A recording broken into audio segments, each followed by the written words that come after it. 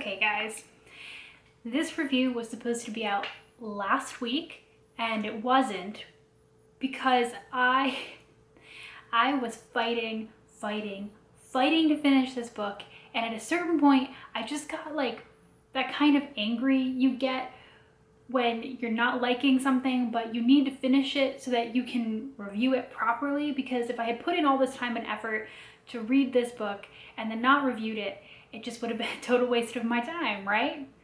Woohoo! So I received a arc of Realmbreaker by Victoria Aveyard for my fair and honest opinion from Edelweiss, and I talked about this book, I believe, in our Get to Know the Fantasy Reader tag because I was so excited about it. I'm so excited about it because Victoria Aveyard is responsible for the Red Queen series, for example, and I really love the Red Queen series. And this book seemed like it was going to be amazing. Okay, so I have several different kinds of notes here. I have notes on my phone, and I have notes that I wrote because I just have so many feelings. Let me try to explain to you what this book is about. If you read the description from the back of the book, I obviously have it as an arc, so I can't read it for you off the back of the book. It goes, a strange darkness grows in Allward. Even Coraine and Amarat can feel it, tucked away in her small town at the edge of the sea. She soon discovers the truth. She is the last of an ancient lineage, and the last hope to save the world from destruction. But she won't be alone. Even as darkness falls, she is joined by a band of unlikely companions. And honestly, had the description stopped there, I would have been like, oh God, no. Because, you know, special children who are special, that trope has gone so far out of fashion for me. I am much more interested in people who are special because they have some kind of power or they have some kind of strength. Coraine is just special because of her bloodline. There's nothing, she's not actually training for this moment, so there's that. But then they talked about the members, these unlikely companions, a squire forced to choose between home and honor, an immortal avenging a broken promise, an assassin exiled and bloodthirsty, an ancient sorceress whose riddles hide an eerie foresight, a forager with a secret past, a bounty hunter with a score to settle. And I was like, this sounds amazing. This sounds like a great, diverse, group of people who are not just like a band of special teenagers who've come together to save the world. So I was into that. My problems with this book started from the very beginning. So there's this prologue, and it is told from Andry's perspective. Andry is the aforementioned squire, and he is one of 6 characters with point of view chapters so far. Okay. So Andry is a squire to a knight of Galan, and this knight has joined together with other champions and fighters from the continent is Allward. One of the issues with the arc here is that the arc did not include the map, and this is a book that requires its map. You need to refer back to it at all times. This is a pet peeve of mine.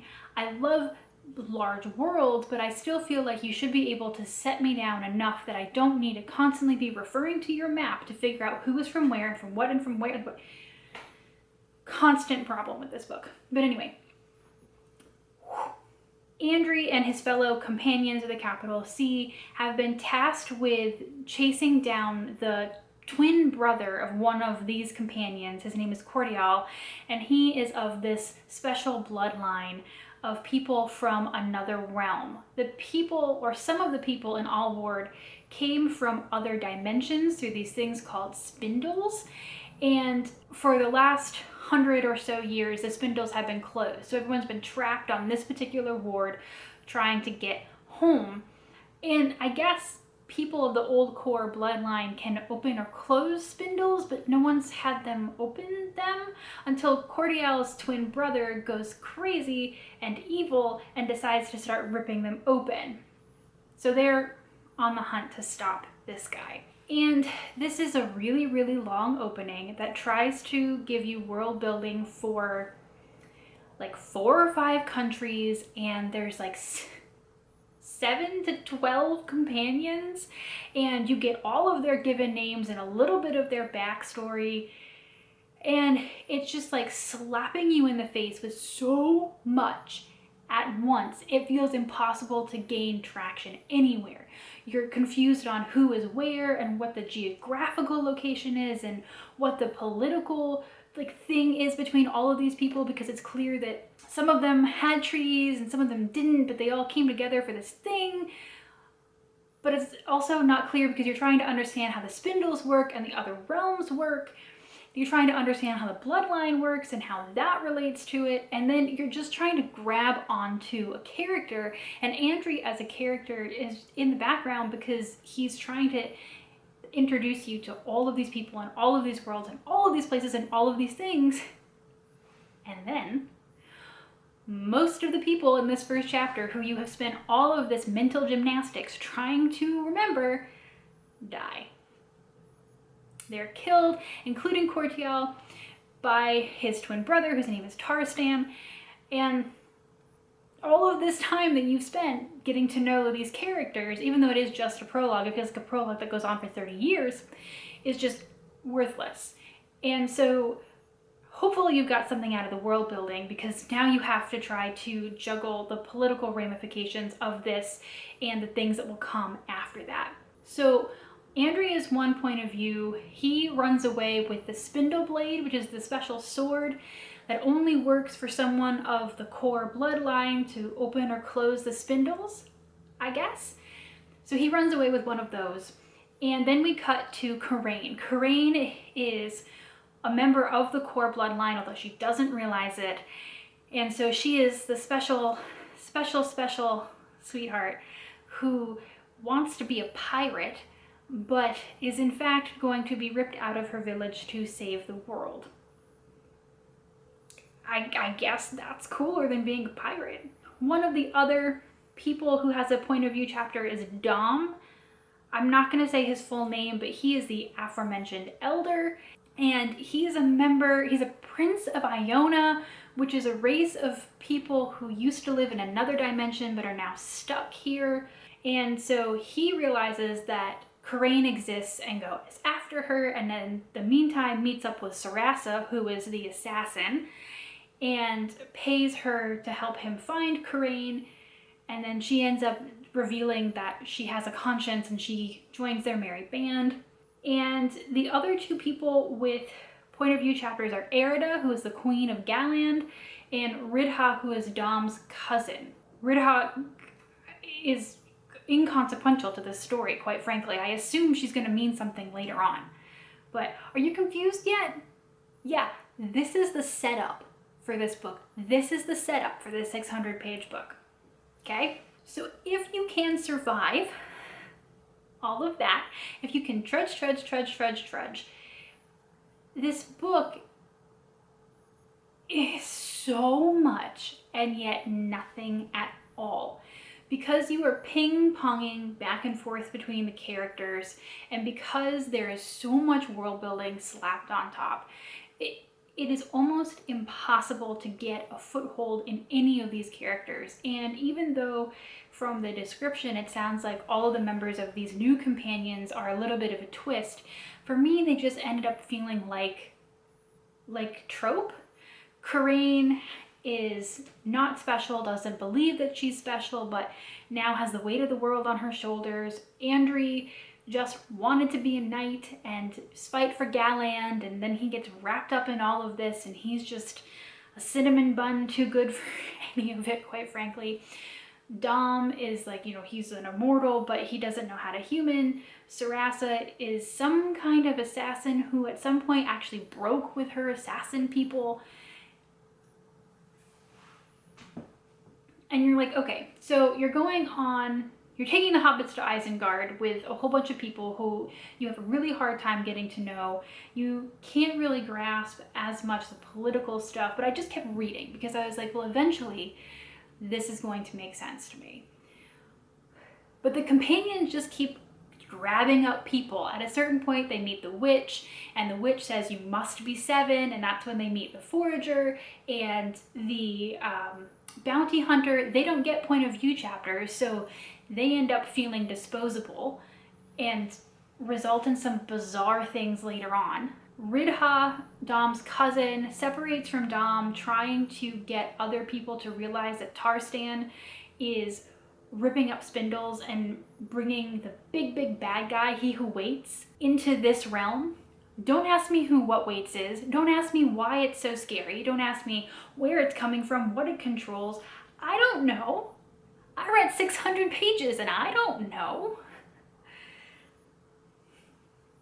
Anyway, Erida had, I think, the most potential to be an interesting character to me. She's the 19-year-old queen of Galand, and she is a very, like, you think that she's going to be on trope, and then she proves that she is actually a very morally gray character, and I'm like, yes, that's at least interesting. I love good world building, and I have so much respect for how much world building Victoria Aveyard is doing in this book, but I just couldn't find a way to figure it out in my head.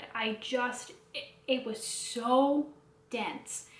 I actually had, Michaela and I did some like Googling when I was talking about this book to figure out, is this book even a teen book? And it is, it's published by Harper Teen. Erida, Andri, and Karain are the only people who are teenagers. They're upper teens. I mean, and that's if you say that YA books are on the basis of their main character. But this just felt like a book that, because Victoria's previous books were YA, they said, okay, well, this one has to be YA, but she was never writing a YA book. And so it suffers because it's trying to be something that it's not, but then it suffers because you go into it with expectations that aren't met.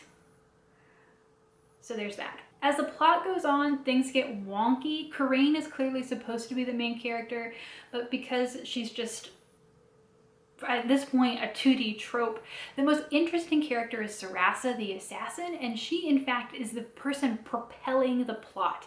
Even though Dom is the person who gets this started and Andri steals the spindle blade, Sarasa is the one who finds the other companions. They're all friends of hers, well, except for the witch. She's a little bit. But she finds the forager and the bounty hunter. She's the one who can get them in and out of the cities they need to go to, because at a certain point they become hunted. And she has a backstory that I think is interesting, but is just like hinted at the entire time.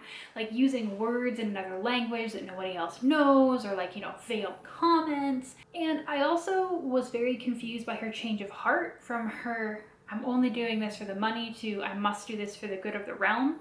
She does have to fight Tarstan's like crazy zombie red creatures of the damned, and then she goes, oh, this is serious. But it felt very bizarre, and I also don't know what the rest of this book was going to be without Sarasa. The point of view chapters are very heavily weighted between, for the most part, Karain, Dom, and Sarasa. So there's that. Andri, after, you know, he had to have that point of view chapter for the prologue, but then after that he just kind of feels tacked on. Ridha doesn't really do anything, and Erida is necessary for a reason, but she is very intermittent. So the pacing feels weird, the plot feels weird, it's super heavy, and then you even get to the point where like two characters are like having a thing, but like, even though they're both point of view characters, you don't realize it until another character says something about it, because they're not acting on it. And then there's this thing that happens at the end that it can only happen because one of the characters is not a point of view, but then just kind of feels useless, and the quest feels weird and clunky. I really don't like doing reviews where I just complain, because I know that there are people who have loved this book. I know that there are people who will love this book. And I really want to find something in it that I can talk positively about. But I think for me, I wanted this book to be so much that it wasn't, and I kept reading it because I believed that it would turn into it, and it does toward like the middle to end get a little bit less clunky, a little bit more streamlined, But even by the end of this 600-page book, I still feel like the story has only just started. Like, the book could start with book 2 and I think be able to sum up everything that happened in these first 600 pages in a prologue. So I'm sorry if you loved this book. It just is not for me, and I fought and fought and fought to finish it. And I love Victoria Aveyard. I love the Red Queen series. I'm fully willing to take on the idea that this is my fault, that my brain couldn't like comprehend the incredible world building here. But I mean, if you are looking for, you know, a YA fantasy for some escapism, this is not this. This is political fantasy. It's heavy world building. And I mean, I think if someone were to come up to me and say, hey, I liked YA fantasy, or like I like Game of Thrones, I'd be more willing to give Realmbreaker to the people who like Game of Thrones than the people who like standard YA fantasy. And this is not to say that YA fantasy is in general less well written. It's not. But there tends to be less of an emphasis on these pages and pages and pages of dense world building that I don't have time for. They're not what interests me. I would rather have action and plot going. I needed things to be happening, but I was still struggling because I didn't care about any of the characters for the most part, and I was still struggling to be a part of this world. Maybe if I had had the map from the beginning, it wouldn't have been that big of an issue, but I don't know. I don't want this to go on any longer than it already has, and you know, to each their own. Everyone likes different things in books, but this book is just not for me. And I'm really disappointed because I loved the Red Queen books. I will definitely for sure check in on something that Victoria writes next, but I do not think the rest of this series will be for me. So if you've already read it, let me know down in the comments if you enjoyed it. Everybody's own opinion is valid, and this is just mine, but I'm gonna go read a romance or something because my brain hurts. Thanks, guys. Bye.